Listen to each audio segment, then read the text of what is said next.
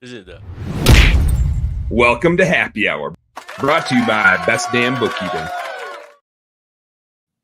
Woo, woo, woo, woo, woo, woo. All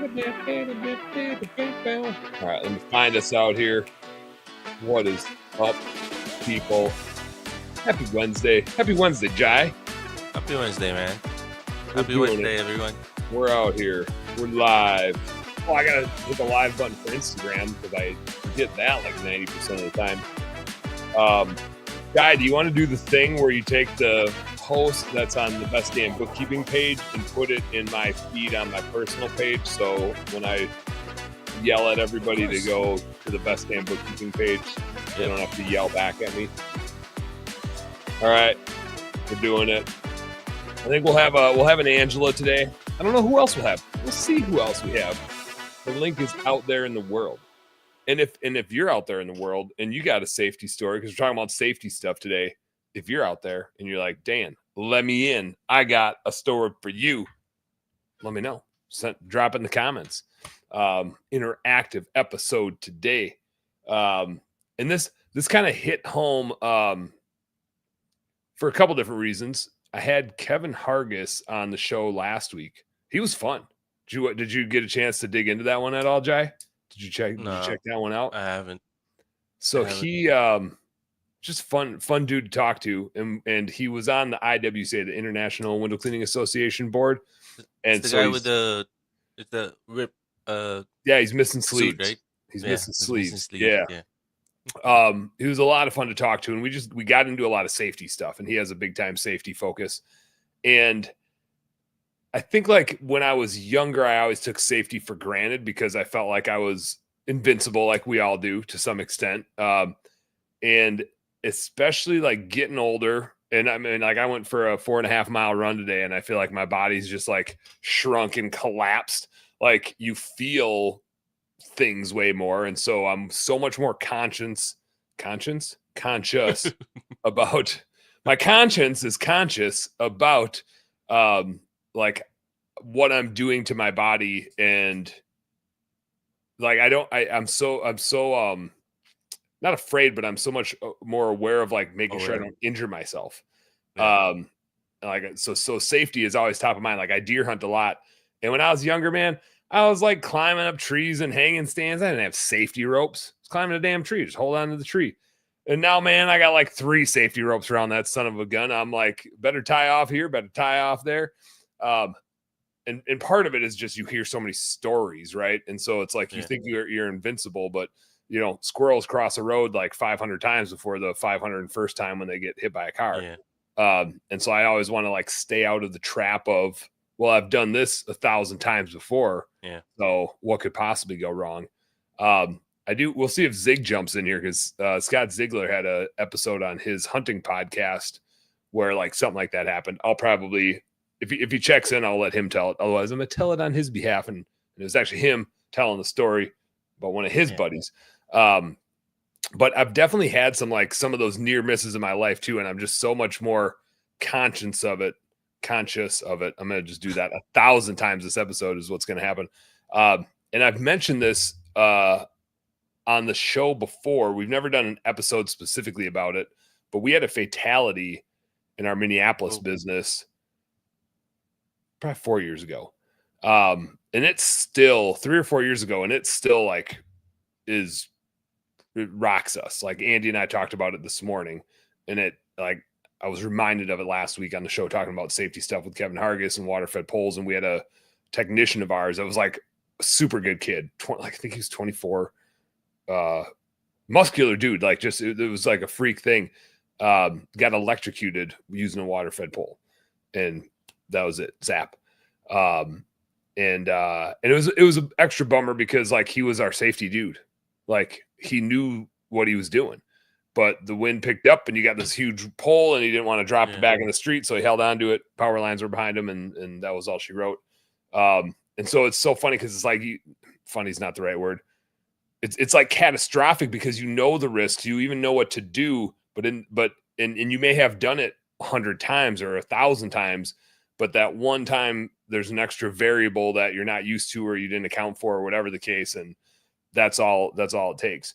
So it made, as we were talking about it, it made me think of the times in my life where I mean, looking back, there's some times where you could look at, like, chronologically, I should have been wiped out. I should not be here talking to Yeah. anybody anymore. And there's 3 very, like, specific ones that come to mind. I should have wrote them down so I don't forget them. One is wildly unforgettable. Yeah, that's the thing. I'm two are racking my mind, but I'm sure once we get into it, they'll come back. But I thought it'd be good, just to talk about safety stuff, because here we go. There's an Angela in the house. I thought we'd get an Angela in the house. I thought it'd be worthwhile to talk about safety stuff today because everybody is so busy this time of year. And when you're really busy, it's so easy to focus on what needs to get produced and all the work that needs to get done. And hey, technician, you got to go over here. And hey, we got to go get this job done. And hey, it's starting to get dark out. We like everybody hurry up and get this stuff done.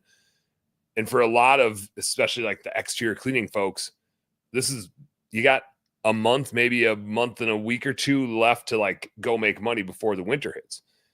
And so we're like pushing and pushing and pushing and pushing. And that's when something goes wrong, is you take your eye off the ball. You're so focused on production. So it seems very relevant right now that we all take like a deep breath. We're right in the middle of it. Like, well, we're kind of still on the front end of it. Like it's Angela, I can't hear anything you're saying, but I think you know that I can't hear anything you're saying. But we're still, it's October 29th when we're recording this. So if you're catching it live, then here you are. But if you catch this later on the podcast, it's still going to be, early to mid-November and it's still like go time. So I think this will still be relevant.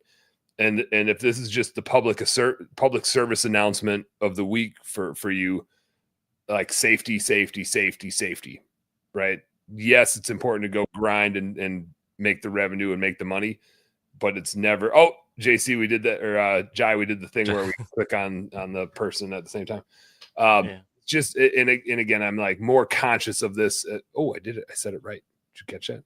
I'm more conscious of this as I've gotten older, but it's just not worth taking safety risks to make a few bucks, because the one thing that could go wrong, that every once in a while does go wrong for somebody somewhere, is just so catastrophic and life-changing, not just for their life, but everybody's life, their employees' lives, their coworkers' lives, their customers' lives. Like everybody gets impacted when something goes wrong like that. So it feels very relevant because this is the time of year where we all are just rushing, and myself included. What's up, Angela? Can you hear me now? Can I hear you? Angela's over there, and her body language suggests that she can't hear anything that I'm saying. She's also at JC's computer, is my guess. And so she's still trying to figure out how to what the thing does where. There, now she's looking at a different screen. When she does get on, just wait.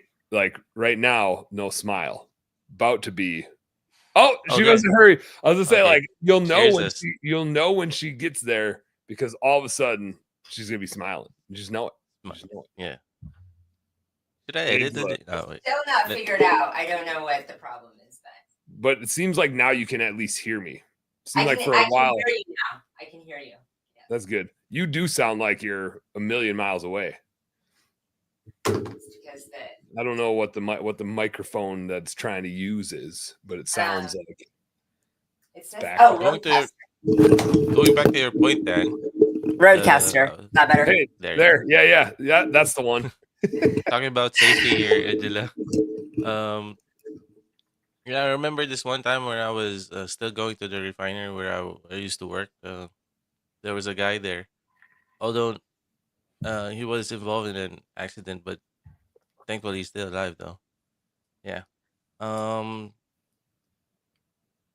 Oftentimes people just forget things and then they don't realize what the result of that forgetfulness would be. For this instance, my colleague, used to be colleague, forgot to put the grounding cable on a hydrogen trailer, And when you put the tubings together, when you're transferring hydrogen from one point to another one, you use friction and you use tools, right? So we forgot to put the grounding cable on it. And what happened next was because of the friction, it just, went into Oof. flames. Yeah. Yeah.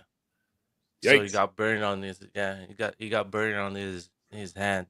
So just because he forgot to, put the grounding cable to the hydrogen trailer. Yeah. And it's like one thing. Yeah. It's just like one thing, but it's such a critical thing. Yeah, it is. It's the most critical one. the- I Putting the have grounding cable on it. I don't think I've ever so like I deer hunt a lot and I know people that have fallen out of their trees. I do think it's funny that like there used to be this thing where everybody would wear a harness, but they would like climb a tree and then harness to the tree. And I'm like, nobody falls out when they're sitting down. They fall out when they fall when they're climbing and they are carrying something with them or whatever. Like that's just like climbing a ladder. Like you don't fall when Yeah. you're at the top of the ladder. You fall when you're climbing the damn thing and your foot slips or the ladder slips or whatever. But Zig, I assume Zig's not going to jump on, so I'm going to tell Zig's story for him or Zig's buddy's story, because not like it's gotten so much safer. And one of the ways that people hunt nowadays is they like their stand is a harness. It's called the saddle, and it's basically like a harness that you like wear while you're going up and down the tree, and you're always roped in. Sometimes you got to go around a branch, and so you got to take it off, put it back around the tree. But even then, you could have two ropes and put the second rope over the branch and just connect the bottom rope like that. If you're truly doing it safely, that's what you do. Like, so you always have the harness on, or the rope around the tree. And he was getting down and he had to do that. He didn't use a second rope. He was in a hurry, right? Trying to get home. He had an hour drive and blah, blah, blah, blah, blah. And he got the rope around the tree and clipped it to the loop on the other side, or at least he thought he did, but it was in the dark and he was hurrying and he didn't check to make sure it was on his loop. I would just listen to his story. He's still like 15 feet up in the air at this point, and he went to lean back because that's what you do is like the ropes around the tree, you lean back and just like zoop. I mean, just nothing behind him but air. That rope slipped off and zwing. Like so, he assumed that maybe he clipped it onto his jacket instead of around the loop, and so it just pulled off the jacket once there was enough weight on it. He from like 15 feet up just walked away, but he also is a black belt in jiu-jitsu, and so like how to fall and how to land, he had said in the podcast I did, he's like instinctually when you fall doing jiu-jitsu, and I do this isn't the thing I knew, I just heard him say it, is you like slap the mat, like throwing your arms down and slapping what you're falling into like takes so much of your fall momentum away. And so he slapped the ground as he was like hitting the ground, and you tuck your neck so that your head doesn't flip back and hit something. You like tuck into a ball. And he's like, I sat there for a second and it was totally fine. And I was like, man, you hear people from lower distances than that. I mean, like he fell straight back, right?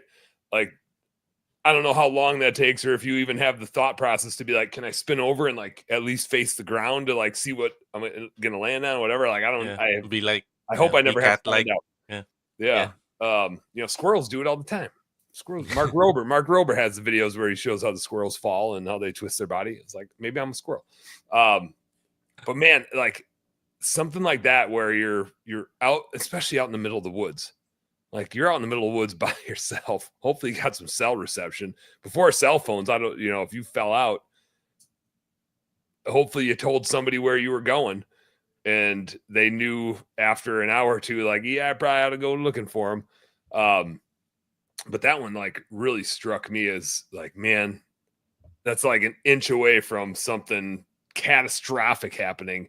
And it's crazy too, because it's like you're doing a hobby. Right. Mhm. It's not like you're not trying to like put yourself in harm's way. You're trying to do something fun. And what a turn of events to be like, I had this great evening out hunting and had a lot of fun and enjoyable experience to I'm paralyzed. Like if you land on a log or something, like your life is quite a bit different. Oh, yeah. So like all of a sudden, like I said, I'm thinking about safety stuff a lot. Just everybody's rushing. Everybody's trying to like beat daylight to get stuff done. So I You thought should. Yeah. Because we I saw your post the other day. Like you were hunting with the kiddos too. yeah. Like yeah, you all were on the three, right? All four of you, or Jai, was that I don't know. I don't know if I'm ever gonna do. I'm gonna do it again. I need to be more prepared if I'm okay? gonna take 3 other people hunting. Okay. Usually, like if it's just Marty and I, like she's I bet you were scared too. You were because all of you were in the tree. no. We weren't in the same Not tree. all of you. Okay. Marty and Reggie went to one spot, and Danny and I went to another spot. You got an animal coming in? What's coming in there? Yeah, my dog. I was like, either a ghost, you either got a ghost or a dog in your house, Jay. Ready time for Yes. Halloween.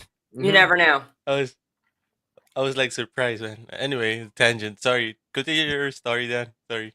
But no, it's like, I mean, Marty and I went hunting that morning together, and I assume it's a lot like JC and Angela traveling. Is my understanding of how they travel together, which is JC is in charge of their travel. At least when he is with, if something gets screwed up, it's JC's fault. He's responsible for their travel stuff. And when Marty and I go hunting, like kind of same thing. Like she's all about it and she wants to go and we have a super good time. But like it is my responsibility to bring all the gear, make sure she has like I bring all of her clothes, I bring her bow, I make sure everything's good. I have the equipment for her to get up and down the tree. Like I can't climb it for her. She has to climb the tree. But like I try to make sure everything is set up for her so she can just execute. And like when her and I go together, like she is the shooter. I'll have my bow with, but I usually don't even have an arrow knocked. Like maybe if I saw a huge buck coming and it wasn't coming close enough for her to shoot it, I would try to knock an arrow and get a rip at it. But it's like we're on a date and I'm taking her out bow hunting. That's one thing. I've also taken both of my daughters out hunting in these saddles. Like I have a youth saddle for them to hunt out of. It does get a little Cole Graham in the house on the Instagram. What's up, Cole? It does get a little interesting with a 9-year-old or a 7-year-old in a saddle when they have to pee. They're girls, and like the harness goes under your butt. But I'm a problem solver. We figured it out. The last time we went, I don't know what Danny was drinking. She had to pee 3 freaking times while we were up in the tree. You need just a tip, a tip as a woman who grew up hunting in blinds and things like that. You have to wear men's clothes so that you have a fly to do the same sort of thing with. Yeah. It's a good strategy. You have to wear clothes with the holes. Otherwise, you have to deal with like moving them too much. Anyway. Yeah. There are, you know, like the pajamas, for example, like onesies with the butt flap. Yeah, those work really well for hunting. Well, they wouldn't work with a saddle because the saddle is like underneath your butt. It's a chair that like goes around your waist. But what we found is I can unhook the bottom of it and then like it'll just be around their waist. But then I can pull their pants down and I'll loosen up their tether strap, which is the strap around the tree. I'll loosen it up so they can drop their butt and like squat down and then just see from the tree down on the ground. And so I just kind of like I feel like I'm dealing with my 3-year-old. Like I got to pull their pants down. I got to like make sure they're safe, right? Like still, I don't want my damn kids falling out of the tree, although they would probably like land on their feet. That's like a skill set they would have. But like that. So anyway, I've dealt with that on individual bases with like one kid at a time. In this case, I had all the stuff for all 4 of us, which is a whole lot of stuff. And now I'm responsible for 4 people's gear. And if I would have given myself more time, I was rushing is what happened. I didn't give myself enough time to like get everything organized. I was like, I forgot mittens. We were like driving down and I just remember going like, Marty, I forgot mittens. Like, and it's going to be like 45 degrees out. And I'm just like, just going to have cold hands tonight. I'm going to be sitting there like hands up my shirt, like tucked into my belly. We made it though. We made it.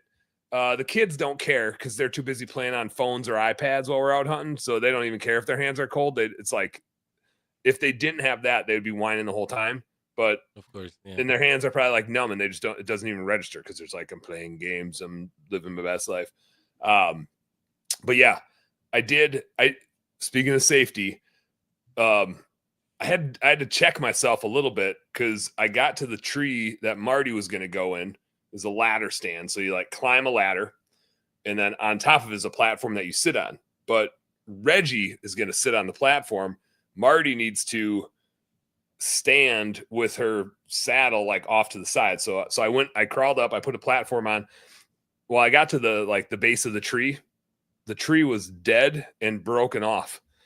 And I'm like, like I crawled up the ladder and I shook the tree. I was like, yeah, it's good. It's good. Like if it can hold a 200-pound guy shaking it, like 140-pound, whatever Marty weighs, like 140-pound gal ain't gonna like break the top of it off. But I was like, what's up, Kevin? Kevin Hargis in the house. Like, how shitty would you feel if your wife fell out of a tree that you set up for her? Yeah. You'd be like, oh man, you just, even if she was totally fine, You'd be hearing it. You ain't living that one down. No, you'll be hearing it too. Yeah, she did. All the way from that tree up to your home. Damn it, Dan. Yeah. But no, I'm pretty sure she won't forget that. Yeah. Everybody was safe. Everybody was safe. We got in and out of there. All the deer were safe too. They were safe from Marty because Reggie was there moving nonstop. And it's really hard to see deer when you're sitting with Reggie. She cannot sit still. I love it. Like, I'm glad she's energetic and bouncy and just like excited about life, but it makes it really hard for deer hunting. Danny does a pretty good job. We saw 10 deer. And actually Angela, you know this from like growing up out doing outdoorsy shit. Like, discomfort is a thing you have to get comfortable with. And it's a weird lesson to learn, especially when you're a kid, because you want to be comfortable and your parents spend time trying to make you like allow you to be comfortable. Not me so much as a parent. I'm like trying to make my kids uncomfortable all the time, but we're sitting there and it's like right at dark and it's like time to get down, but there's a buck 50 yards away from us, maybe like 45 yards away. I don't know if I'm going to shoot him. I don't know how big he is. Like, it's half light. If he comes to like 20 yards and it's still shooting light, it might have been a shooter buck. I don't know. He never did come in, but we're kind of watching him and he's like, he would have been able to see us if we were moving. So Danny's kind of like shuffling around. I'm like, Danny, you got to stop moving. Like, sit still. Like, just turn your head and watch him. But like, don't move, because he can, at half light, deer can see you, even though you have a hard time seeing them. Like, their eyes are wired different for that. And we're sitting there, and all of a sudden I hear something behind me. I turn and look, and there's 2 deer 10 yards behind me. They just like came in super quiet through the tall grass. And I'm like, Danny, don't move. You know, I'm like whisper yelling, like, they're right here. They're right there. And then it got dark enough to the point, this is like where you start seeing things in the dark, and you're like, they're still there. Damn it. And I could hear them back there. And so I'm like, Danny, I'm going to try to like throw something at him to see if I can get him to like run away. Like, I don't want to spook him because we have tons of big bucks in this area. And so I don't want to like ruin the spot. I don't want to spook him. And so I'm sitting up there. I'm like, okay, I'm going to like smack the tree a little bit and then I'll throw a stick at him. So I like start banging on the tree a little bit and they don't move. And then I snap a branch off and throw it at them and they don't move. I'm like, all right, it's just dark spots. There's no deer there anymore. I mean, like 10 yards away. I don't know. I bet it was 3 to 5 minutes. Those dark spots were no longer deer. It was just dark spots. Or the deer were better at sitting still than I was. That could have been it. Maybe they were like, don't move. He'll just leave. Not really sure what they were thinking, but we had fun. Nobody got hurt, including the deer. But that, like, back to the guy falling out of the tree, I think it's the classic thing that we all have to be careful of is we start thinking about what we need to be doing and not what we're doing right now. Right? We got this agenda, we have this schedule, we have the stuff that we need to be doing. Yeah. And we start to lose sight of what it is that we need to be focused on right now. As we get older, we usually get better, but I think we also run the risk of like overconfidence. And we've done it so many times. And so it's easy to do unsafe stuff there. So I thought today would be a good time for a new segment. None of these segments are original, by the way. I just steal these ideas from other people. So like, I think they're fun, but none of these are original ideas. But it's gonna be top 3, and we're gonna do our top 3 near-death moments. Yeah, near misses, near-death moments. The times where you're like, man, if that like fell differently, I might not be here anymore. I had 3 of them. I have 2 that come to mind immediately, but I'm sure the third one ain't far away because I've probably had more than enough instances. And you can present them in whatever order you would like. Where's JC at, Angela? I bet JC's got like 40 of them. He's got, I mean, I can't even imagine. I don't really know where he is. He's not here in his office. I have trouble getting on because he doesn't get the email. So that's why last week I was like, he's got to get the email because I get on now in our fancy podcast studio. Oh, yeah. Here, I have fixed that because I have. He's not here. So he's not here in the studio. Who knows where he is? Do you think I should add his info at Cape Fear or his info at Patriot? Should I put this in? JC. Yeah. Where in the world? Wait. Boom. There, he now has the invite into the future. There you go. Where the world is Jai, you didn't know this. I'm dropping this one on you right now. You didn't know we were going to talk about this today, so you got some time to think of your near misses. I am since the scroll is where in the world is Angela and JC. The next 2 weeks, that will be a question. That will be a fascinating question. Well, the next week there might not be a segment because where in the world is Dan is going to be Illinois chasing big bucks. Okay, well, good. Because next week I will be speaking right after Dr. Benjamin Hardy at an event. So I'm super excited about that. Oh, hell yeah. The following week, we are at a really cool location. Ooh. I didn't cancel next week's episode yet because I was like, well, what if I shoot one like Sunday? Oh. I'll be available Wednesday to do a radio show. So I want to see if I shoot something before the end of day Tuesday, I'll probably cancel the radio show if I'm out hunting Wednesday. There you go. We shall see. So here's I thought of my third one. I thought of my third near miss. Here, I'm going to go in order from like could have died to probably should have died. That's my order. First one. Here's my number 1.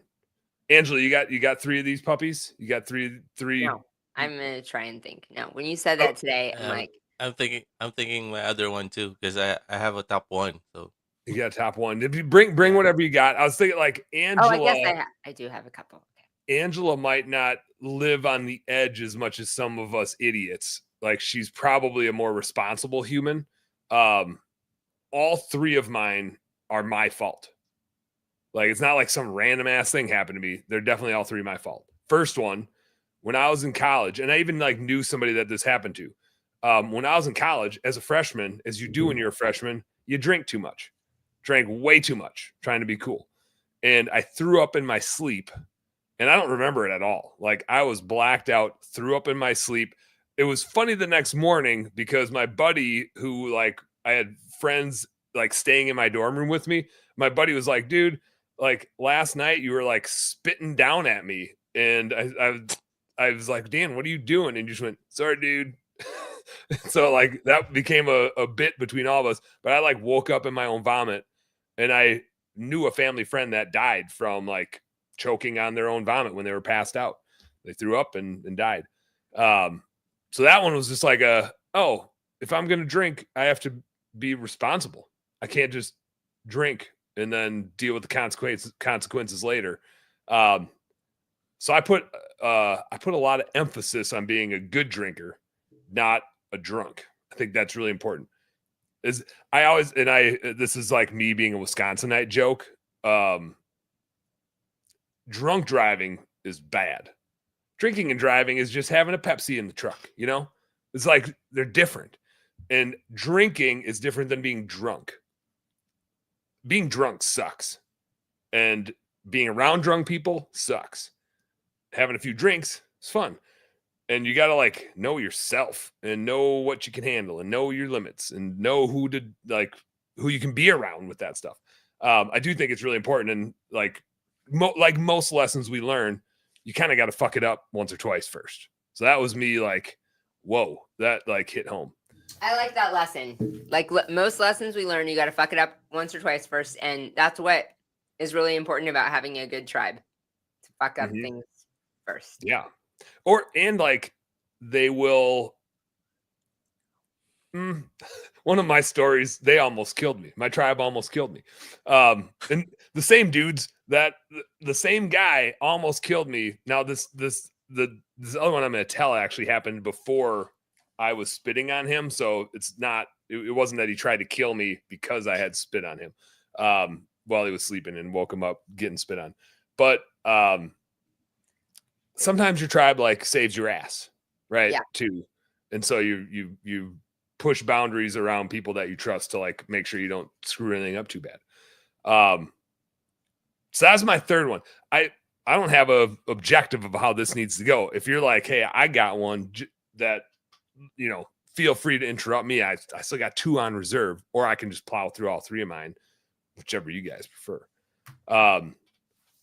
If you don't interrupt me, I'm going to go to my number 2. Go to your number 2, and then my number 2. Go ahead, man. I don't know if this is the worst one or if my other one is the worst one, but I think the other one is funnier. So I'm going to save that one for last because I like funny stuff. Okay. This one was like, oh shit. Like even right when it happened, I didn't like realize how stupid I was. But in hindsight, I'm like, oh damn, I could have died. And I had gone out to Cincinnati. We had a window cleaning business out there. And it was Brent and I. Brent, my production manager, still is our manager at Kahuna here in Minneapolis. And he and I were out there, and like nobody ever trained me how to clean windows. Nobody ever taught me safety, right? It was just like what I knew about climbing ladders and just like my own behaviors that I already had, which like generally I'm pretty safe, responsible behavior dude. I'm walking around the house carrying the ladder, and all of a sudden I'm like, oh, I'm stuck. I look up. I am in a power line. I am holding a metal ladder and I am in a line. I assume I didn't get shocked or anything. So I don't know if the line was dead or if it was just well insulated or if it was a telephone line that doesn't really have much power going. But I just remember being like, holy shit. Like that could have been it. I mean, even in the moment, it just didn't strike me as like, I remember looking up and being like, oh, that's what I'm stuck on. And then it's like the afternoon went on, I'm like, Jesus Christ. Like that could have been it for me. Like a metal ladder and I'm walking into power lines. And again, it was just like the line going to the house. Who knows? And it, again, like even in hindsight, it wasn't even like that much of a near miss to me until Tyler passed away working for us, getting electrocuted from a water-fed pole. And like, we knew it was a risk. We knew it was a thing. We trained up safety on it. And this is when I was kind of like long gone from the operations of the business, but like they had a lot of safety stuff in place. And again, even as like a dude that behaves pretty safely in general, like I never saw that power line there. It came out of nowhere. Damn thing came out of nowhere. So that one hits home more now, but that's not a funny one. My last one's kind of funny. Well, funny, but the thing is, you had in both stories, you had somebody that died from the same thing. So that's true. That's true. That always makes it hit home a little bit more. Like when you're like, man, that could have been me. All right, I'll kick it off in not a real story, and then I'll let Jai go, and then it'll be a funnier story the next time. But it's amazing to me, like when you said, "Yeah, I grew up on a farm. We did these things."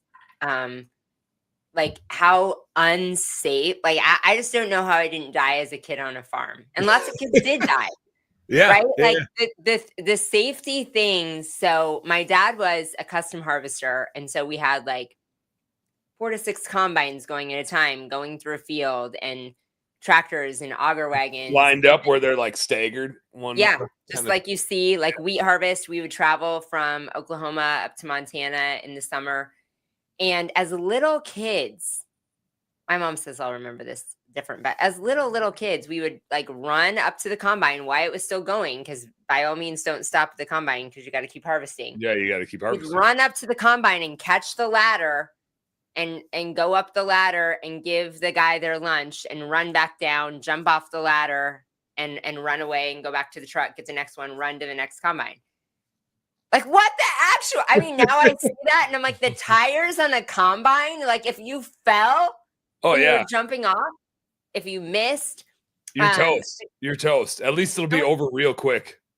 and it was a regular thing. You like run, jump on the combine, jump back down. That was the thing. And then No another slip. thing we would do is you would lean in. So you'd ride in the combine as a little kid. And I'm saying like little kid, like kindergartner, elementary kid. That you had to test the wheat to see how dry it was periodically. So there was like I mean, now the combines do it themselves, you guys. I know this is 45 years ago. But 45 years ago, the combines did not measure the dryness of the wheat, and so you had like a little machine, and you'd have to go lean over in the auger of the combine, lean over. Hand in there. What the hell? Get on in there, girl. Angela's small. Angela. What are the chances that you just fall in and get sucked in? Yep. And Very good everything they made movies about, they don't make those movies anymore. But like people getting sucked up in augers and all the things that happened, it was like little kids just did that. Yeah.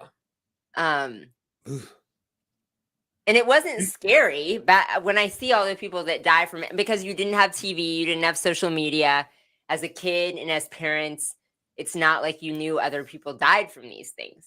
Yeah. It was happening. I'll be back. Just didn't. All right. Jai's going to go work on his work. He's working on his top 3. No, I'll be back. I just need to go to run to the. I need to pee. We got you. We got you. So we'll hold it down. We'll hold it that's down. I don't I have have my any, stories. like, I have two. specific Alright. story. Because it's not like I was scared at the time. I just think I'm lucky to have survived childhood. With all the farm machinery and the crazy shit we did. That's my first story. I worry about my kids. I mean, I worry's not the right word. I'm very aware of my kids in like busy spaces because they're not aware, like parking lots.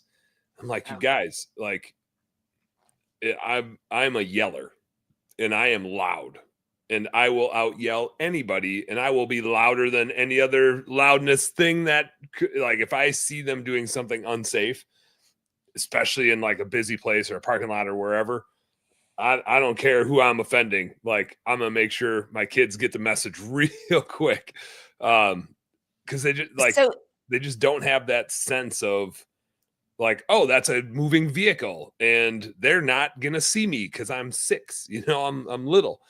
So I'm. Do you think? And I'm not faulting like your 6-year-old kid. I'm like faulting like society in general and our awareness in general. So, for example, we didn't have any technology. There were no screens. There were no anything else. And so I feel like our brains were wired differently as children to spatial awareness and what was going on.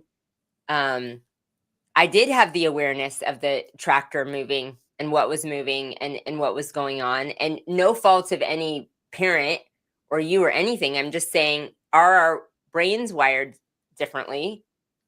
Yeah. Because and I just didn't even think of that until you said that right now, the effect of that in spatial awareness, because you're looking at something and you're tuned into that and you tune out what's around. Does that happen in other circumstances? I gotta imagine there's some implications from that for sure. I do. I used to always, not used to always, I think I still do believe that like that spatial awareness, and especially just from like playing sports, like you're moving full speed and you have to stay coordinated.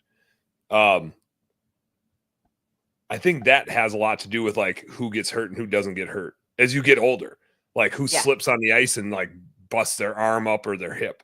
Like little kids don't, because they're professional fallers. Like my kids are so good at falling.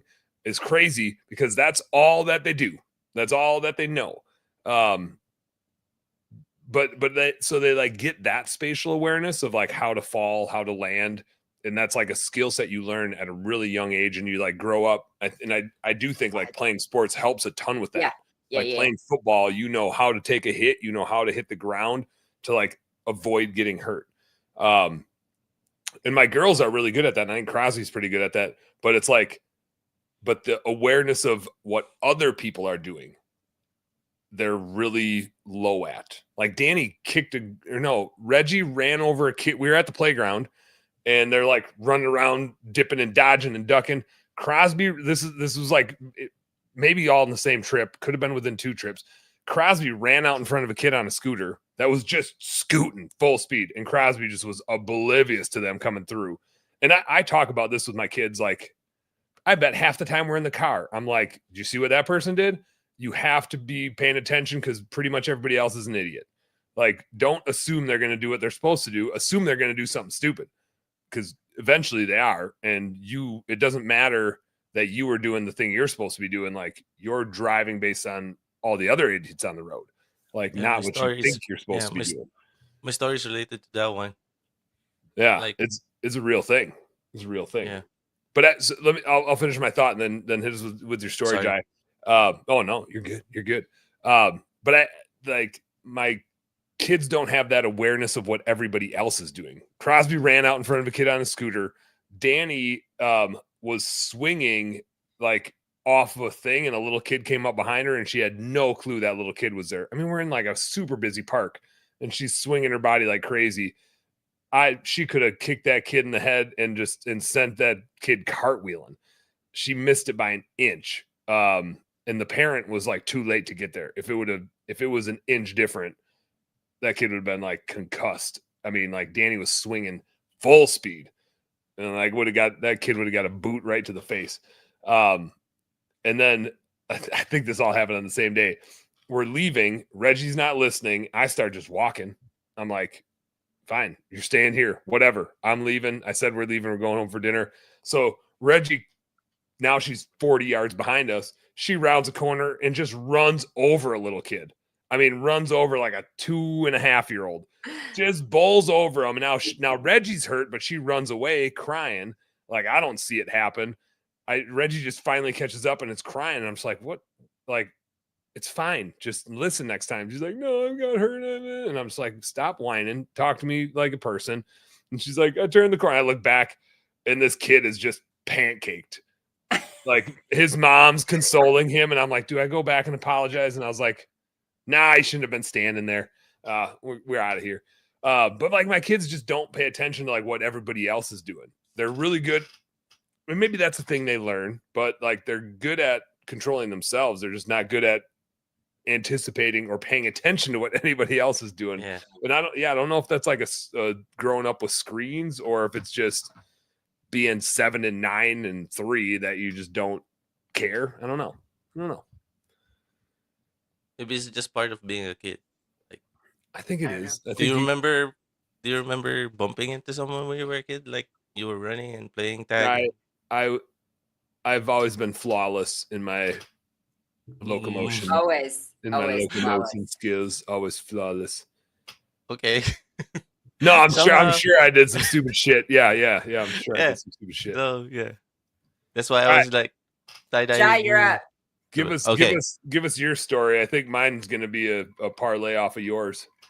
So like 9 years ago. Is it 9 years ago or more than 10 years ago? I was involved in a motorcycle accident. I pretty much. You were riding a motorcycle? I haven't told anybody this story yet on this podcast. Yeah. Crazy, man. But the thing is, my motorcycle is just like a small moped, like a small displacement one. Yeah. So you were talking about yeah, you were talking about be careful when you're driving because you don't know what other people is doing.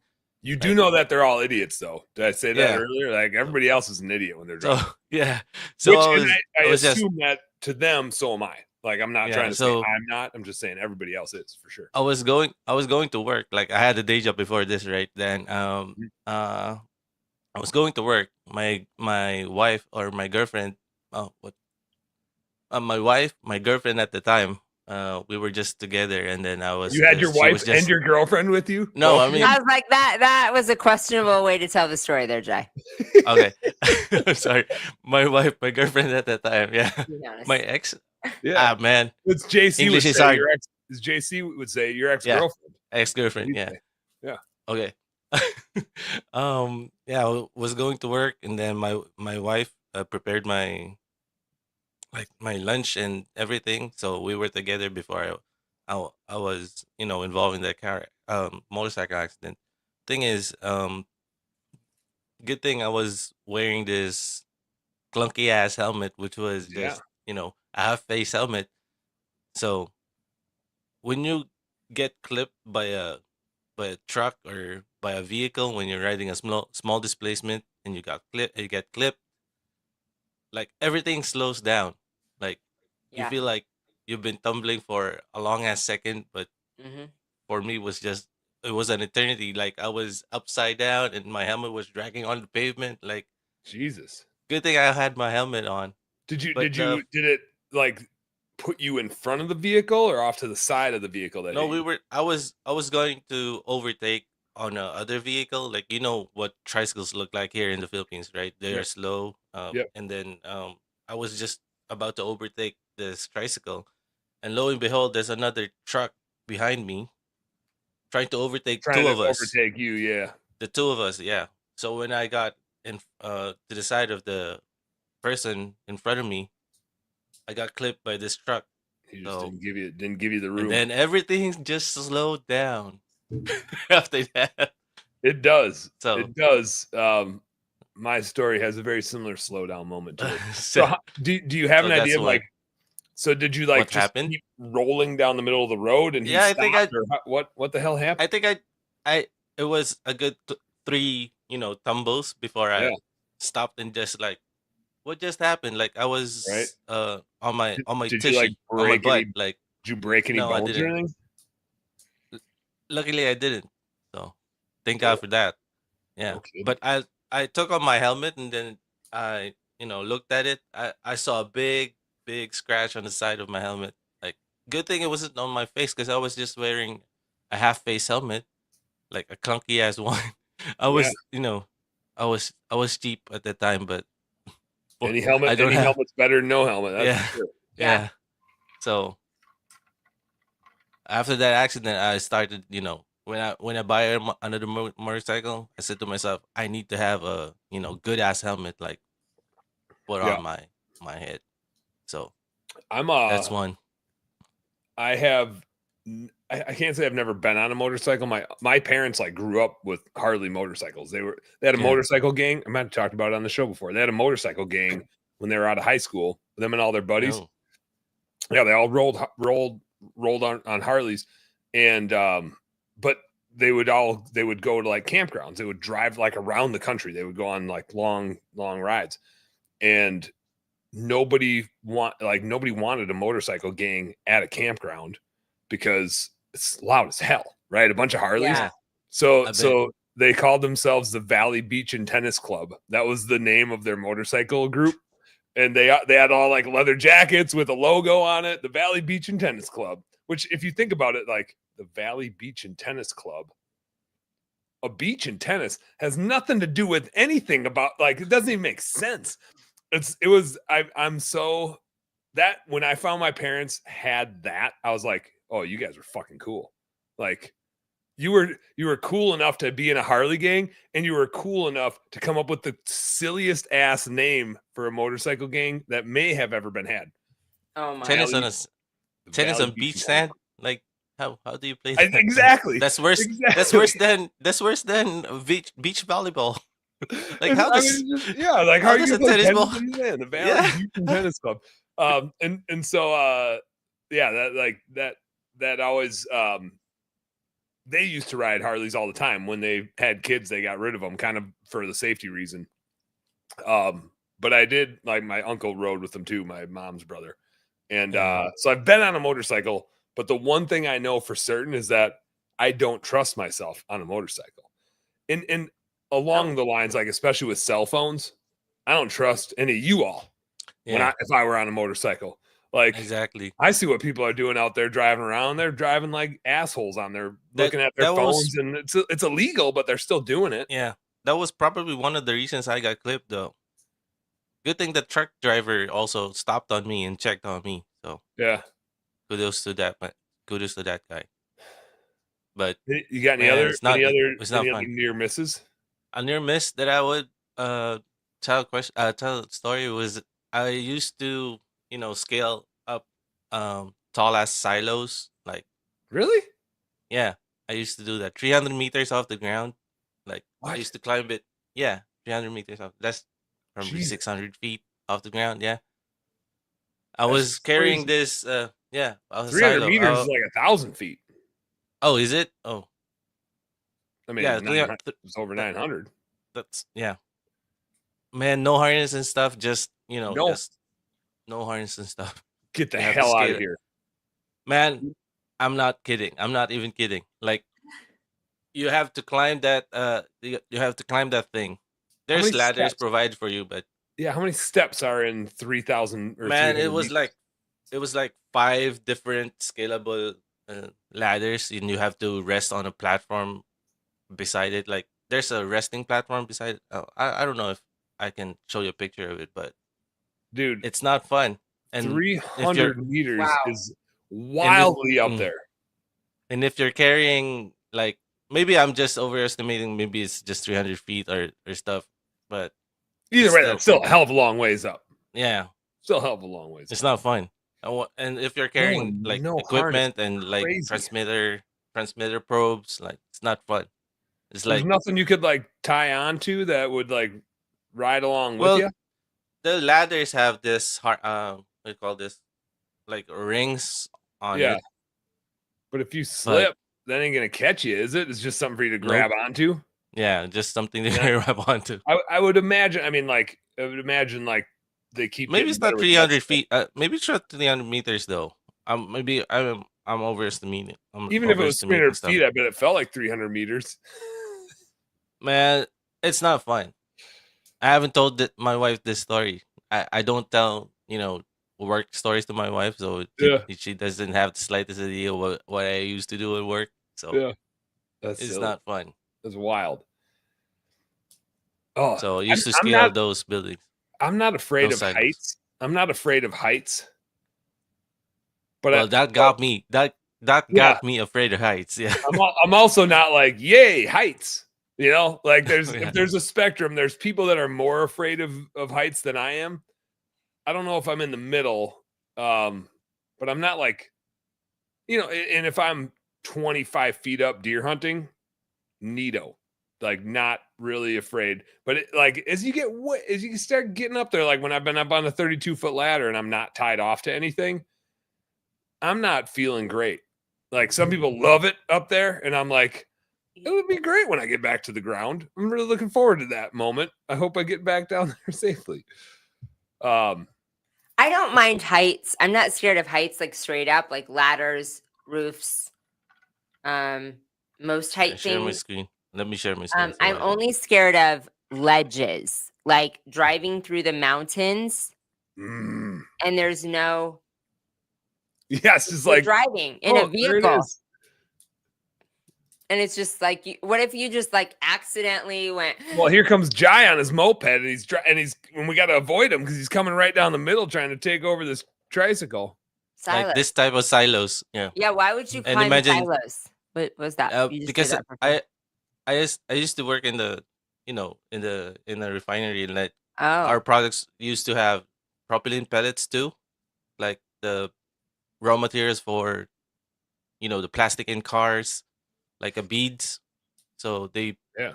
put them inside one of these, like, silos. No shit. Yeah, we used to scale this by ladder on the side. As you can see there, there's ladders like this. Yeah, I would think they'd have like a harness and brake system that would go up with you, and then if you fell, it No. would catch you. Like I do that No. when I'm No. climbing a tree No stand. harness. Not. No harnesses I and mean, stuff. not on the farm.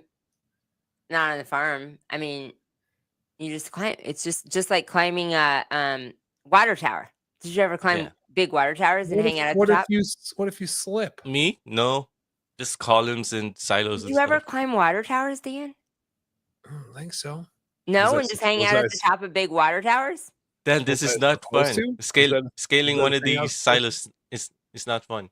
No. I'm telling you. And if you're carrying like a transmitter with you, it's like a long as phone, like a Yeah, pole, like screw that.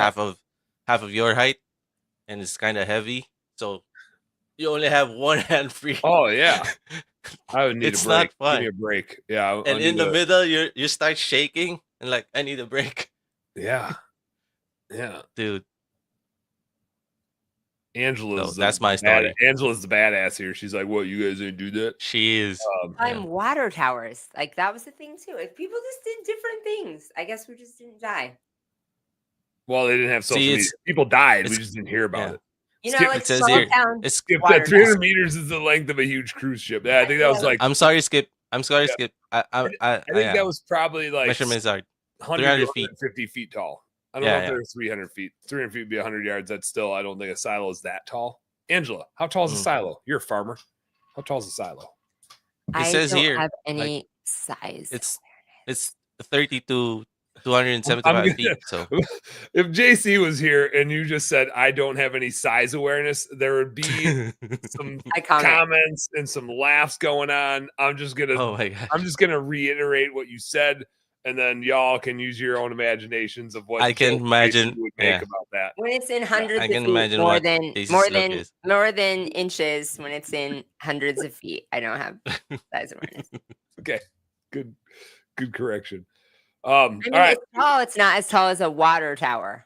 How tall do you think a water tower is? Okay, Dan, we need your last. They're like 100 feet. They're like 100 feet. Really funny story. We need your last really funny story. Yeah, All we need your story then. Here's Sorry, my Skip, story. if This- I this is- overestimated the length like, and I size don't- of the thing. Who knows what would have happened in this case if something different happened, but this is like one of those that's painted in my mind, and just like Jai said earlier, everything went into slow motion like you wouldn't believe. And the culprit, well, it's my fault.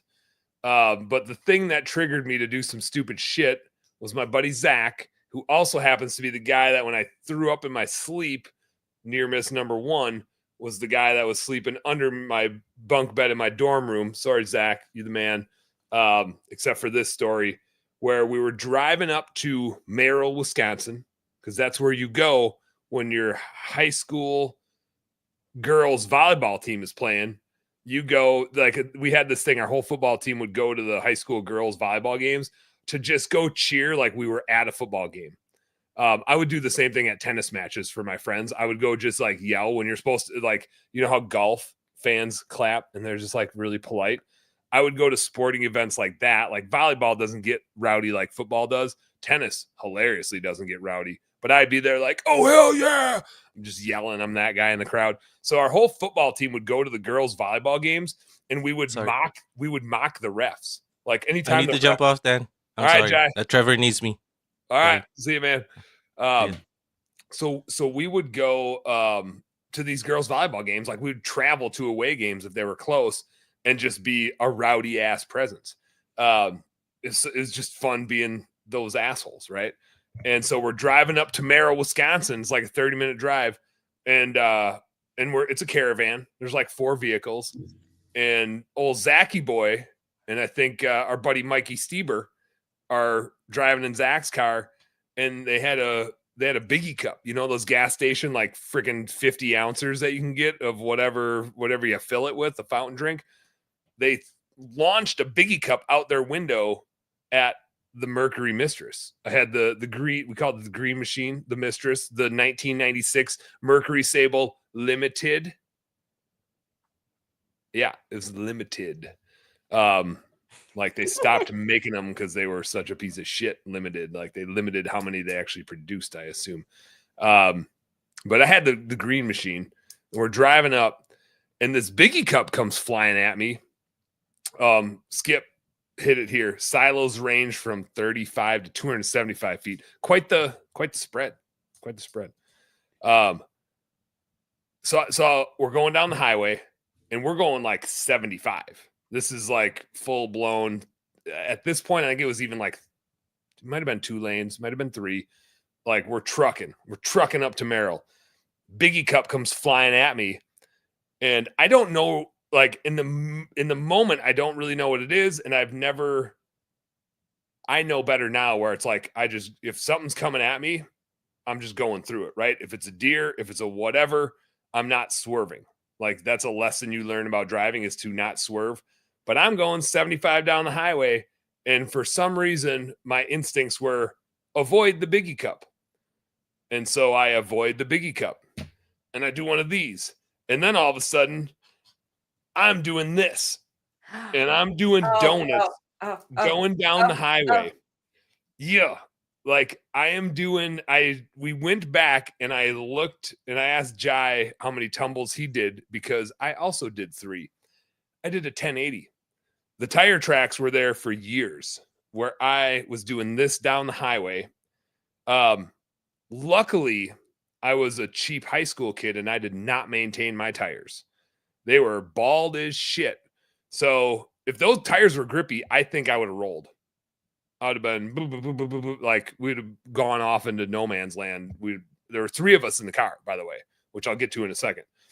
So I tried to avoid this Biggie cup for who knows what reason, right? You're just reacting, and I go into this tailspin on my bald ass tires on my Mercury Sable, my '96 limited edition Mercury Sable. And I have. You're really young, so that was, I guess, an old car. That would have been a brand new car for me. Yeah, it was. I mean, how old was I? What year was this?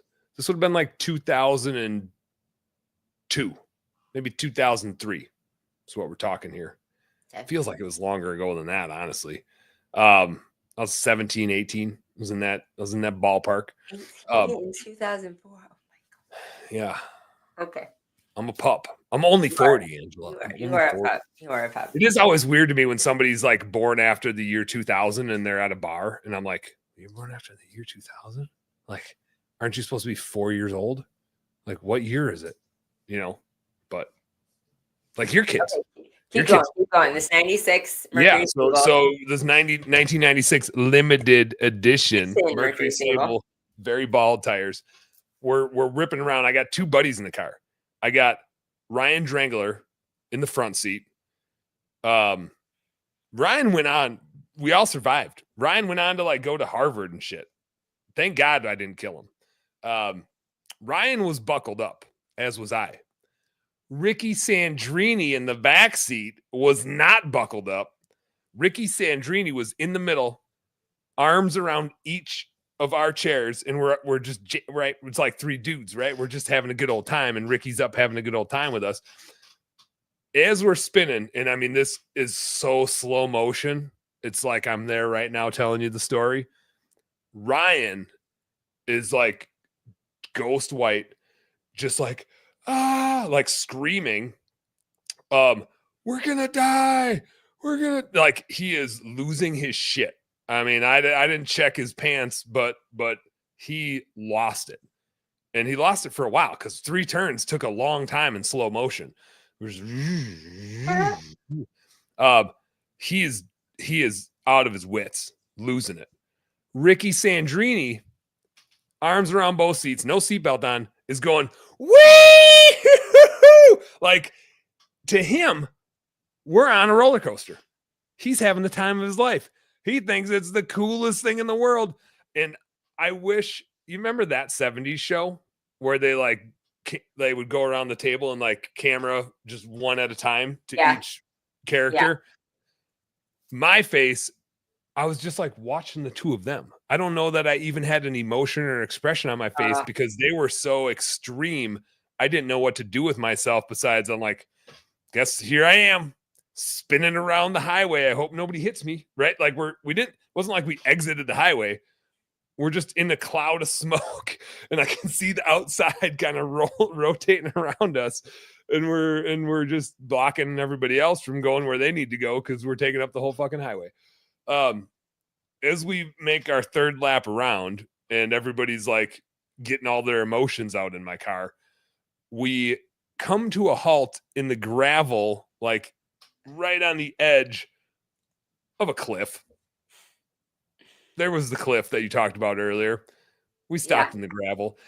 Cliff is extreme. Like there was an off ramp right there, and it off ramp that goes down to a river bottom. So like it's grass. It's not like a rock cliff, but like if we went off of that, then more potential badness would happen. Yeah. Instead, the fallout of all this was like somebody pulled over and they were like, what happened? I saw those guys threw something at your car. What the hell was that? Should we call the cops? And I was like, no, I don't know. Right. It's like my buddies. Right. And my buddies just kept driving. No, none of them turned around to come check on us. They just saw the cloud of smoke go up and they were like, we didn't know what to do. Right. We panicked. We just kept driving. We were like, oh shit. But we saw that you didn't flip. So we figured you were fine. So we just kept going. I was like, thanks guys. Real nice of you. So like the old dude behind us stops and he's like wanting to press charges against these guys.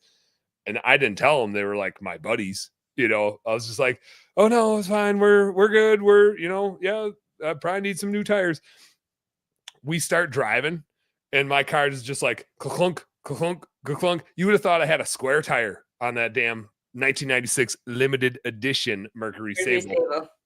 It felt like I had a square tire, but I still drove another 25 minutes up to Merrill. And then I drove home and I didn't tell my parents what happened because when you're in high school, you don't tell your parents such things. You wait for don't tell them. I hope my kids never watch this episode. Everybody knows there's a 4-year statute of limitations when you're growing up, that if you can get away with something for 4 years, you're off the hook. Your parents can no longer punish you for it. I don't know if you're aware of this. So it's the statute of limitations. So my mom didn't know that this had happened. I think it was my dad that went outside the next day and was like, hey, there's a chunk of your tire missing. Like the tread was gone off of a basketball sized piece of my tire and it was down to the wire. And I still drove all the way up to Merrill with that tire and all the way back. Didn't change it. I was just like, yeah, something's funny, but I'm in high school, right? I don't know what the hell I'm doing. I'm just like, I'm still driving here, still going for it. So my dad noticed it, and then I got to think quick, right? Because I don't want to throw Zach under the bus. And I'm like, yeah, a deer ran out in front of us, and I swerved to miss it and like lost control, but we like everything was fine. We stayed on the road. I like noticed the car was funny, but I didn't think anything of it. 4 years later, after the statute of limitations, Zach and I are hanging out and we're like at a restaurant with my parents, and I don't remember how it came up, but my mom said something about it. And Zach's like, oh yeah, like when I threw that Biggie cup at Dan and he spun out on the highway. And my mom's like, you what? But it was after 4 years. So I had to advise my mother. I was like, Mom, you can't be mad at him. It was more than 4 years ago. He has passed. He and I have deceived you past the statute of limitations. You can no longer punish us for our crimes. We have made it. We punished ourselves. We had to live with it, right? We had to live with it, Mom. But yeah, I think back to that. Like, should have died. Should have went. Ricky would have been thrown from that car so fast if we started tumbling. Who knows where he would be? He'd be in parts. I don't know what would happen to Ryan and I, but whew, that's funny. When you said that, see, like I feel like I blocked out all my near-death experiences, but I had a couple of spin outs. One that was the worst in the winter. I don't know. Parents just said you were tough, right? Like I live 17 miles from school, and in the winter I would be like, please don't make me drive to school, Dad. It's like so bad. And now they cancel school. Like back then, they're like, 30-mile-an-hour wind, 20 below. It doesn't care. Like who cares how bad Scotty gave me the applause for not dying. I think that's what his applause there. But I spun out on the interstate. Like there's semis going, and I just remember like. And then did you wave at him? Did you wave at him as they went by? Clear in the ditch. I mean, I was just circling, and then I go in the ditch, and I'm so in the ditch. This snow is so deep that it's like this high. It's up to the windows. You're just like, I hope they even see me in here. Yeah, there's no way I could open. Luckily, we lived on a farm, so we had CB radios in our vehicles, and I was like, Dad, shouldn't have made me drive to school. I'd be in the ditch. Now you got to come and get me. Need a hand. My car is buried. You might not see me. I'm not sure where I am. I am like, yeah, I can't see a road marker because I'm 5 feet and 6 foot of snow. And this would have been in like 91 in probably a silver Chevy Corsica. Oh, hell yeah. Yeah, that Corsica was that was in the snow. That wasn't, yeah. Maybe that's what I'm thinking. I was driving at the time. I don't know. Who knows what it is, but. Was it limited? It was not limited. There's no. I wonder, you don't see a whole lot of limiteds anymore. And it made me question, was it like limited that they didn't make very many of them to keep them cool? Or was it limited in what its capabilities were? I think mine was limited in what its capabilities were. That was just a cool name. Like the ETC model or la la la model or la la la la la. It's gotta be limited. Yeah. So. Well, hey, Angela, we made it. We didn't die in our car accidents or trying to jump on combines while they were ripping around. Oh no! Now we might get a real. Oh, now we're the show's over. The one he just called me and I didn't answer, so he must have thought she's still on the show. Yeah. Yes, I did. That's what it happened. Worked. You made it. I'm surprised. A haircut, like for the first time in. High and tight. Like a different person. Did you keep the top wrong? Yeah, I got to keep it ready for our costumes, babe. Oh, there you go. Egyptian goddess. God, not goddess. You could be a goddess. Actually, that would be more fun if you reverse roles and Angela wore like a like a real muscular suit, and then you wore a skimpy goddess thing. I think that sounds more fun. Not happening. Sorry. But you thought about it. And then we'll do the switch. Yeah. The old switcheroo. See, like it's cool. What you got? 46 hours into a fast, and I'm actually doing pretty good today. I haven't wanted to kill anybody today, so that's good. There you go. Is that normally with a fast that you're thinking about taking some people out? Oh, I'm hungry. I am hangry right now. Like cannibalistically hungry. That's what you're saying. Yeah, you're like, I'm gonna wipe you out just because I need a steak. Yeah, Angela has to like put a divider in the bag, so I start gnawing on her. Was this intentional to do a half Ironman and then do a fast, or was it just that this is the way it worked out? No, not intentional, but she's making me be an Egyptian god, and not making you. Gods have to have like physique abs, and like so you're gonna roll into his Halloween costume is shirtless, just completely shirtless, and the abs are like under the winter coat right now, so I just figured might as well just fast them away. He is ripped. Does that work? That work? It's JP has body. What's it called? Delusional. But he thinks he doesn't have muscles. Yeah, he's a scrawny little puny twerp. Yeah, tiny guy. Twerp. I noticed. Like I think I told you guys, I've been getting up every morning. Marty's been inspiring me. She wakes up every morning, like does a hard ass workout. I get up. I stretch, I check my fantasy football teams, I check my trail cameras, and then I do a couple of lifts. But even just doing a couple of lifts every morning, I got like some abs going on. They're underneath some stuff, but there's some abs there. Like if I position just right, you can almost see them.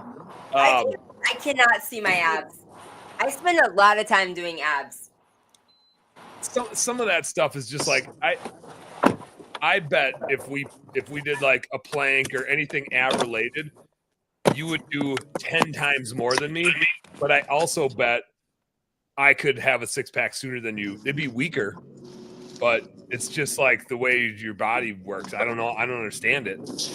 I don't understand the science. But I've got a pretty it's legit unfair. one. It's just covered in belly, whatever. Mm-hmm.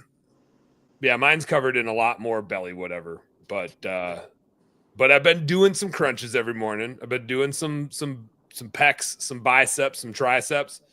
I'm coming for you, JC. Let's go, baby. I'm gaining some ground. Let's It's do a it. long ways away. It's a long ways away. But You got the calves, I got the abs. All right. It's a fair trade. It's a fair trade. Oh my With our powers combined. Yeah. The thing I'm jealous about is like when you guys do Halloween, you can actually like your flexibility for costume choices is much greater. When we do Halloween, it's 45 degrees out, and you're like, do I want to do base layers and like some fleece lined pants? Or do I just rock the I have base fleece-lined layers pants? tomorrow.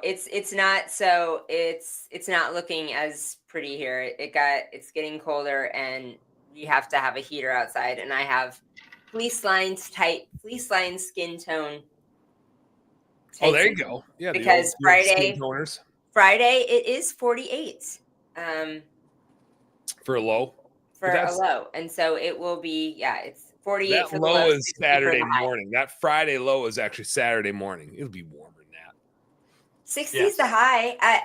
I mean, at trick or treating, it's probably going to be like 50. It'll be like 50. Yeah.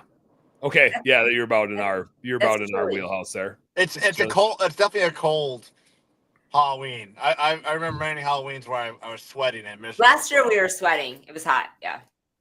So Well, I mean, like at the most here we'll hit 70s maybe on Halloween, but that's crazy. There's been times where we're getting snow. they've canceled Halloween in Nebraska, like for blizzard. Like, Oh yeah, like you'll get a random like the first snowstorm of the year, and you're like, well, this is gonna suck. Now we're all out wearing our winter. Like your costumes really take a dip when you're trudging through a foot of snow, and especially when you're a parent and you're like, yeah, great. Now I got my kids trudging like snow everywhere and complaining that they're freezing and all their shit's wet.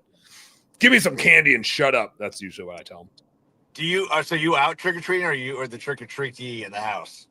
We just put a bowl of candy out front and let people rob us.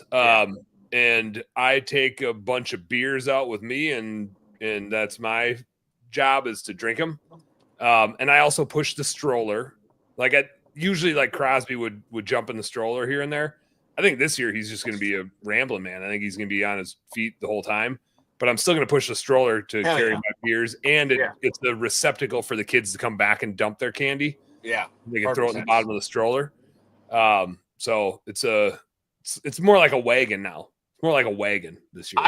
So I've enjoyed doing the home trick or treating because I actually enjoy yelling at kids who just try and take candy without saying trick or treat. Yeah. So like, no, there's rules. Like you will do the trick or treat, or you get out of here. Play the game, punk. Yeah. Yeah. Little shits. Don't you know I'm an Egyptian goddess? Our neighborhood's really, really, really big. So, like, I mean, big for trick or treating. So we'll be in costumes. We got hot dogs. We got adult drinks. We got hot dogs. You're giving kids hot dogs? Did you say? We have candy. We have candy. Okay. That we're giving away. But we also have a roaster full of like people.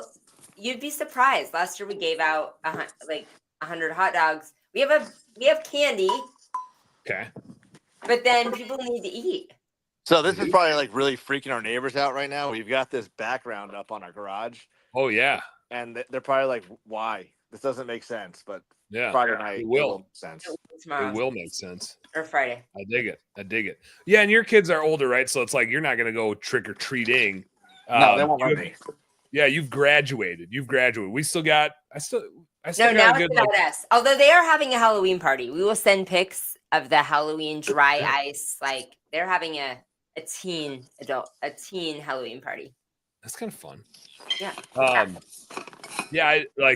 I'm now of the I'll say I got 8 years left of trick or treating. By the time like Crosby's like, this is dumb, I don't want to do this anymore. I think I got a good 7 to 8 years left of trick or treating. Then I turn into like I'm the one at home messing with the kids. So I got a few years of walking around, getting some exercise, drinking a lot of Busch Lights. I think when I'm the guy at the house giving out stuff, this is wildly predictable. I'm pretty sure I'm just going to have a huge Yeti full of Busch Lights, and I'm going to tell the kids to screw off and be like, "Here you go, Dad." Like, I'm pretty sure. We have a last year. I don't know what I'm going to call our mummy drink. I guess last year we were pirates, and so it was a pirate brew of a rum drink. So I'm not sure I was what. going to say some Captain Morgan, maybe. Last year that was it. Malibu, a really coconut. It was a fun pirate rum. I don't know if anyone has an idea for what an Egyptian. What would Egyptians have? Would they have wine? Adult drink should be. I don't know. I'll tell you in 2 months. I was going to say some AI would know. I'll call it a mummy drink and mummy cocktail. JC, tell me before we jump off here. I gotta go get my kids in a minute. But what? How'd that triathlon treat you? Oh man, so I mean, obviously, I went in that thing no training. I mean, my last try was May. I think it was May. So let me just say one thing here, though. I want to set the record straight about this whole training thing and everything. You see people out there biking, and they're riding $5,000 bikes that weigh nothing. And they're like, oh, I'm a biker. And you're like, you're a pussy. You're out there. Like, if you're a real biker, go get a fat tire bike with shocks and then like go get some damn exercise, right? Yeah. Oh, you think you're a runner? Try running when you're 200 pounds. Why are you 180? Like, put on some weight and go for a run. Then that's hard. And so I commend you for doing it the right way, which is training is for just weak ass people that want to make it easy on themselves because they're not hard. They're not bad. They're not badass mofos. JC's a badass mofo. He did it the hard way. Let me just tell you, I felt weak by not training. I bet you did. Hey, I was just trying to make you feel better about it. I know. So, one hand, fucking grateful. I finished a half Ironman. Not many people could say that, and I never stopped. I did walk. So, but did you see my text on your glasses? Did you see? Did not, unfortunately, because I think you text me. I forget where I was at that point, but I didn't see most texts. But I do appreciate the text. That did help. Post race. It helped your recovery phase. Yeah. But swim, like I didn't know how fast to swim. I just know that I survive in the water. And they had signs like a marathon that says like, this is your swim time, stand in this line. And I'm like, well, I don't want to be with all these fucking pussies over here in the corner, like 48 minutes. I'm like, there's no fucking way. So at first I was in like 37 to 39. I was like, no, I got to be fast to that. Well, I wasn't. I was 40 minutes. I got my ass kicked in the water. Get on the bike. Dude, swimming sucks, man. I hate it. Sucks. The only good thing about the swim here is that the current was actually helping you. So for every one stroke, it was like 3 strokes. So like that was the nice part.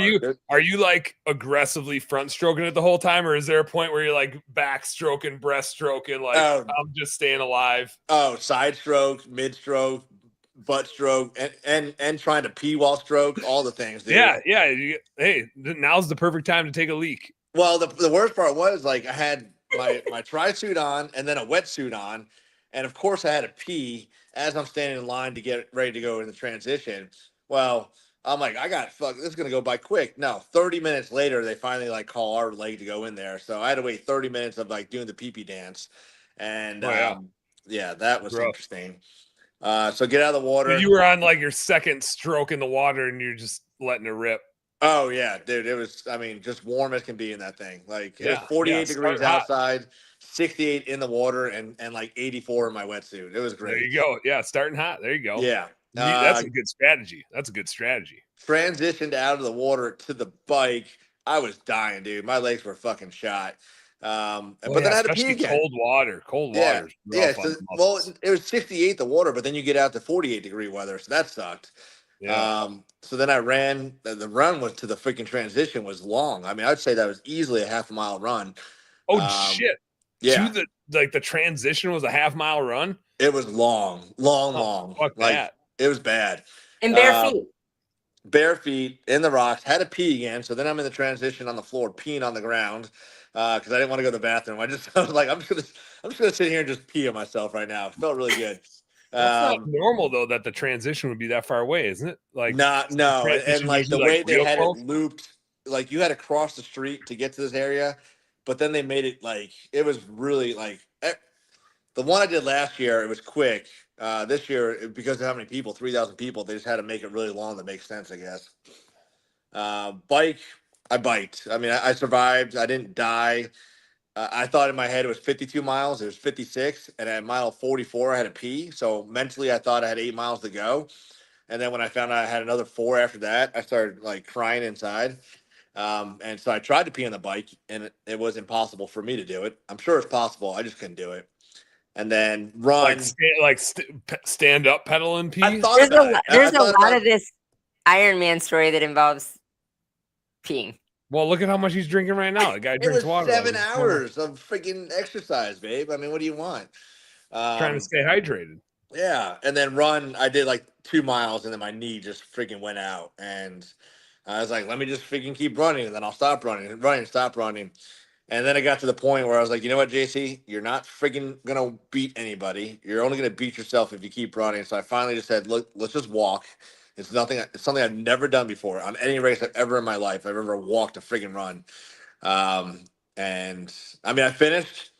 I felt great the next day. I did BPC 157, which is great peptide, sauna, cold plunge, and Thad actually went to go see a customer today, and the dude was like struggling still, like absolute struggling. And I was doing squats at the gym today, so I think like the post therapy, cold plunge, sauna, BPC, and all the vitamins really like very very fast recovery. So, how's the knee doing? You just like tweaked it, or what do you think happened to it?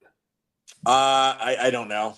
I think it's just like, 6 hours of nonstop exertion and not doing any cardio for 4 or 5 months, whatever it was, whatever May is. May 25th was the last swim, bike, and yeah. We jogged twice in July. I got 13 miles, 15 miles, and two of those runs were in Philippines. So yeah, I clocked those. Clock them. But yeah, finished, and I told Angela, I was like, fuck this, I'm done. I don't ever want to race again. Sell the bike. I'm done. Like, I don't ever want to be on a bike again. I was so miserable. I was so disappointed in myself. I just the most emotional like baggage I've ever had in a long, long time. Just walking away from that race. She doesn't know it. I was crying underneath my glasses because I was so just like beat down. That's a fucking feat to finish one of those things, dude. Yeah, but now I'm like, well, now I got to go back and beat my time. So now you got a bar. Now you got a bar. Quick shift. But I set a PR. I mean, it was a fucking PR for a half Ironman. It was the only one, but I set a PR. That's true.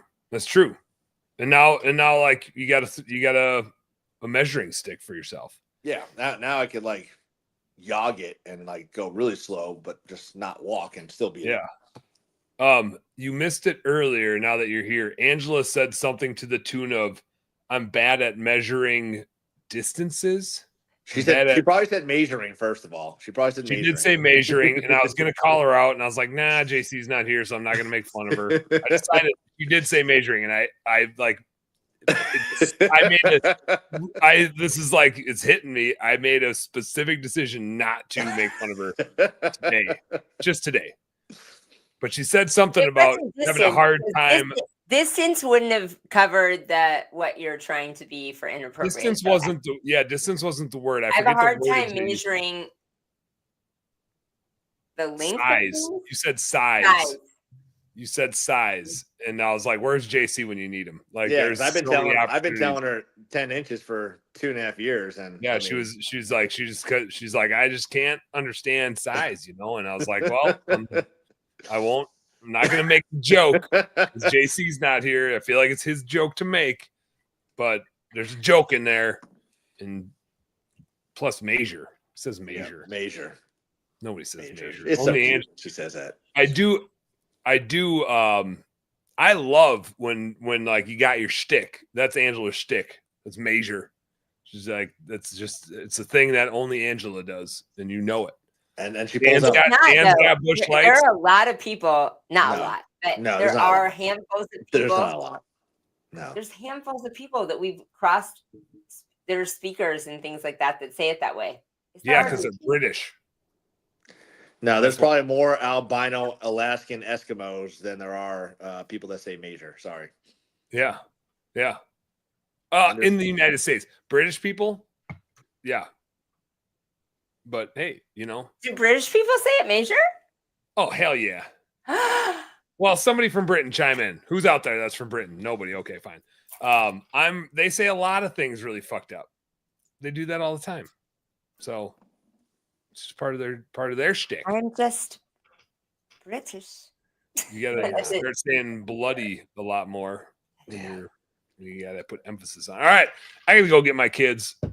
JC, thanks for hopping on. Good to catch up. Yeah, buddy. Look, you got your map in the background over here.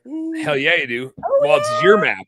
It's your map. Yes, it It is. says Chanowski's travel. We made as soon as we figure out how to order the right size pins for that second. We lost the pins that came with the map. We don't know where they are, and we've ordered so many different sizes of pins. And I could and this probably goes back to Angela's measuring because she gets the wrong size. They're too small.